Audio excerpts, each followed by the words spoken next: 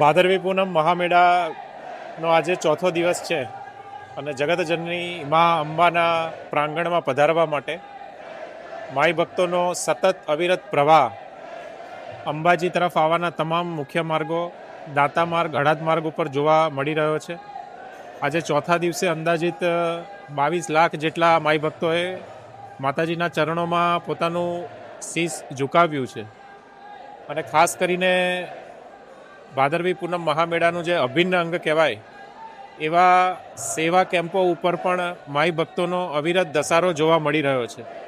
તમામ જે સેવા કેમ્પો છે એમાં નિઃશુલ્ક ભોજન, મેડિકલ કેમ્પ, સાંસ્કૃતિક કાર્યક્રમ, અલ્પાહાર જેવી તમામ વ્યવસ્થા આયોજકો દ્વારા કરવામાં આવી છે. આજરોજ અમારી ટીમ દ્વારા પણ અનેક સેવા કેમ્પોની મુલાકાત લઈ તમામ જે આયોજકો છે એ નિસ્વાર્થ ભાવે જે માઈ ભક્તોની તન મન ધનથી સેવા કરે છે તેમની સેવાને પણ બિરદાવવામાં આવી હતી.